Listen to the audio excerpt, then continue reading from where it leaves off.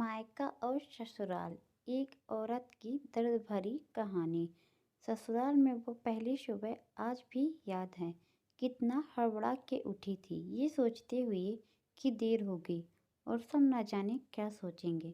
एक रात ही तो नए घर में काटी है और इतना बदलाव, जैसे आकाश में उड़ती चिड़िया को किसी ने सोने मोतियों का लालच देकर पिंजरे में बंद कर दिया हो। शुरू के कुछ दिन यूं ही गुजर गए। हम घूमने बाहर चले गए। जब वापस आए तो सासू माँ की आंखों में खुशी तो थी, लेकिन बस अपने बेटे के लिए ही दिखी मुझे। सोचा शायद नया नया रिश्ता है, एक दूसरे को समझने में देर लगेगी। लेकिन समय ने जल्द ही एहसास करा दिया कि मैं यहाँ बहू हूँ, जैसे चाहे वैसे नहीं रह सकती। कुछ कायदा मर्यादा जिसका पालन मुझे करना होगा। धीरे धीरे बात करना, धीरे से हंसना, सबके खाने के बाद खाना, ये सब आदतें जैसे अपने आप ही आ गई हूँ मुझ पे। घर में माँ से कभी कभी ही बात होती थी। धीरे धीरे पीहर की याद सताने लगी। ससुराल में पूछा तो कहा गया अभी नहीं, कुछ दिन बाद। जिस पति ने कुछ दिन पहले ही मेरे माता पिता से ये कहा था कि पास ही तो है, कभी भी आ जाएगी, उनके भी सुर बदले हुए थे। अब धीरे धीरे समझ आ रहा था कि शादी कोई खेल नहीं, इसमें सिर्फ एक घर नहीं बदलता, बल्कि आपका पूरा जीवन ही बदल जाता है। आप कभी भी उठ के अपने पीहर नहीं जा सकते हैं। यहाँ तक कि कभी याद आए तो आपके पीहर वाले भी बिना पूछे नहीं आ सकते। पीहर का वो लड़प्पन, वो बेबाक हंसना, वो झूठे मुंह रसोई में कुछ भी छू लेना, जब मन चाहे तब उठना, सोना, नहाना, सब बस अब यादें ही रह जाती हैं।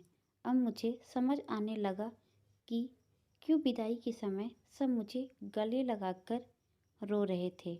असल में मुझसे दूर होने का एहसास तो उन्हें हो ही रहा था, लेकिन एक और बात थी कि जिस सच से उन्होंने मुझे इतने साल दूर रखा, अब वो मेरे सामने आ ही जाएगा।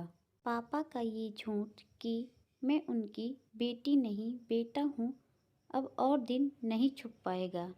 उनकी सबसे बड़ी चिंता ये थी, अब उनका ये बेटा, जिसे कभी बेटी होने का एहसास ही नहीं कराया गया, जीवन के इतने बड़े सच को कैसे स्वीकार करेगा। माँ को चिंता थी कि उनकी बेटी ने कभी एक गिलास पानी का नहीं उठाया तो इतने बड़े परिवार की जिम्मेदारी कैसे उठाएगी। सब इस विदाई और मेरे पराये होने का मर्म जानते थे, सिवाय मेरे। इसलिए सब ऐसे रो रहे थे जैसे मैं डोली पे नहीं, अर्थी पे जा रही हूँ। आज मुझे समझ आया कि उनका रोना गलत नहीं था। हमारे समाज का नियम ही ये है, एक बार बेटी डोली में विदा हुई तो फिर वो बस मेहमान ही होती है घर की। फिर कोई चाहे कितना ही क्यों ना कह ले कि ये घर आज भी उसका है, सच तो ये है कि अब वो कभी भी यूं ही अपने उस घर, जिसे मायका कहते हैं, नहीं आ सकती है। हजारों समस्याओं और परेशानी आने पर भी उसी को हल करना है, हंसते हुए, गम छुपाते हुए। क्या यह तपस्या से कम नहीं है? अनजान जगह को सुधार कर अच्छा बनाने का काम को आप क्या कहेंगे?